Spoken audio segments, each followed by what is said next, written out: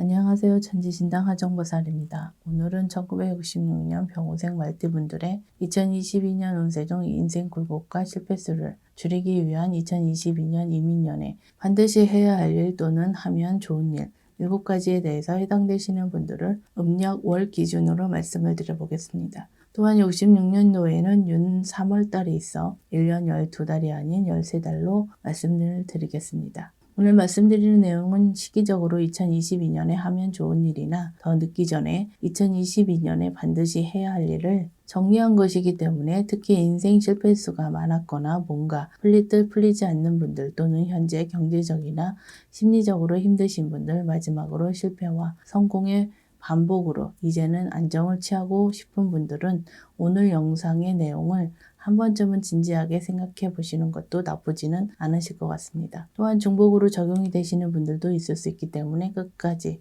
시청을 하시면 도움이 되실 것 같습니다. 66년생 분들의 운세 중 2022년에 반드시 해야 할 일 7가지를 말씀드리겠습니다. 첫 번째는 어린 영가의 영혼을 달래고 천도를 해야 하는 분들입니다. 해당되시는 분들은 음력 2월 8월생 분들입니다. 본인 또는 가족 중 낙태 경험이 있거나 가족분들 중 어린 시절 하늘나라로 보낸 경험이 있으신 분들은 진지하게 생각해 보셔야 하는 부분입니다. 한이 많은 조상님들 중에 어린 영가의 경우에는 아마도 가장 억울한 죽음일 수 있겠지만 어린 영혼 스스로는 죽음에 대한 한조차도 모르는 경우가 대부분이기 때문에 죽은 뒤 스스로 업을 닦을 수도 없기 때문에 천도되지 못하고 구천에 떠도는 경우가 가장 많습니다. 그렇다고 어린 영가가 가족들이나 후손들에게 해코지 하는 것은 아니지만 한 가정, 한 가문의 입장에서 천도되지 못하고 구천에 남아있는 조상님들이 많이 계실수록 집안이 몰락하는 경우가 많습니다. 특히나 이렇게 구천에 계시는 한많은 조상님들이 많을 경우 본인 운기의 흐름이 막히는 시기이거나 시기적으로 좋지 않은 운때가 찾아오면 조상님들의 조상 원력이 작용하기 힘이 들고 반대로 좋은 운때가 찾아와도 조상은 조상덕을 볼 수 없기 때문에 인생의 굴곡이 많고 인생 실패수가 많을 수밖에 없습니다. 첫 번째 해당되시는 분들은 2022년은 어린 영가의 영혼을 달래고 천도를 해야 하는 시기라는 점을 다시 한번 생각해 보시기 바랍니다.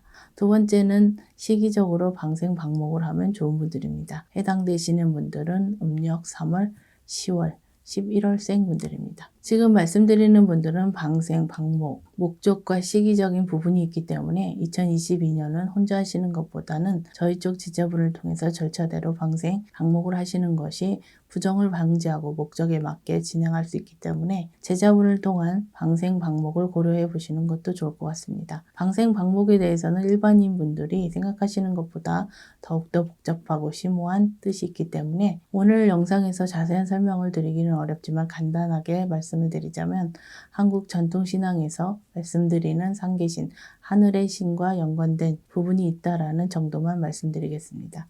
세 번째는 터부정을 없애고 터합의를 하시면 좋은 분들입니다. 해당되시는 분들은 음력 5월, 10월생 분들입니다. 앞에서도 말씀드렸듯이 인생 굴곡이 많고 실패수가 끊이지 않았던 분들이나 될 듯 하면서 안 풀리는 분들은 여러 가지 이유가 있겠지만 2022년에 반드시 터와 관련된 부분에 있어서 신경을 쓰셔야 하는 시기라고 볼 수 있겠습니다. 역설적으로 말씀을 드리자면 지금 말씀드린 분들은 사업장 터나 집터에 터부정이 생기기 쉬운 시기이면서 터부정이 생겼을 경우 또다시 인생 실패수가 많아지고 심한 굴곡과 난관 겪을 수 있는 시기이기 때문에 반드시 터에 관련된 부분에 있어서 고민을 많이 하셔야 하는 분들이라고 보시면 되실 것 같습니다. 하지만 이러한 시기에도 터부정을 잘 잡고 터와 합의를 잘 받으신다면 역으로 터운을 받을 수 있는 시기이기 때문에 지금 말씀드린 분들은 2022년에 무엇보다도 터와 관련된 부분이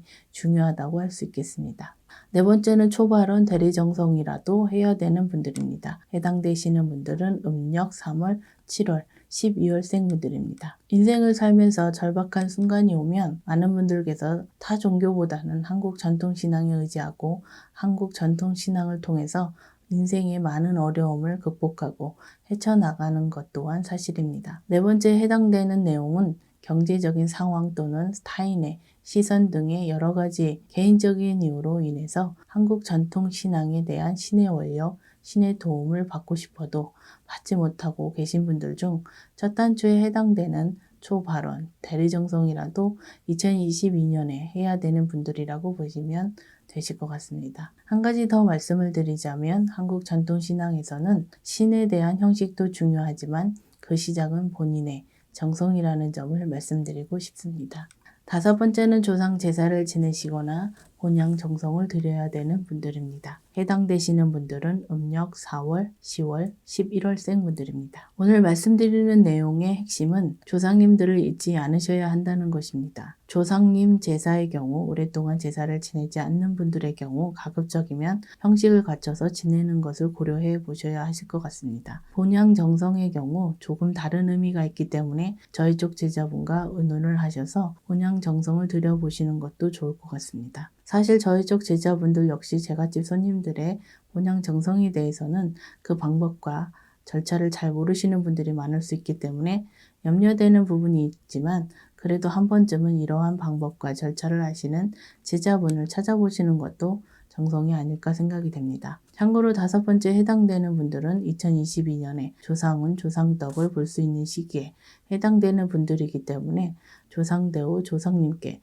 정성을 드리라고 말씀을 드린다는 점도 기억하셨으면 좋겠습니다. 여섯 번째는 홍수마기, 삼재풀이 등의 액매기를 하시는 것이 좋은 분들입니다. 해당되시는 분들은 음력 1월, 4월, 8월생 분들입니다.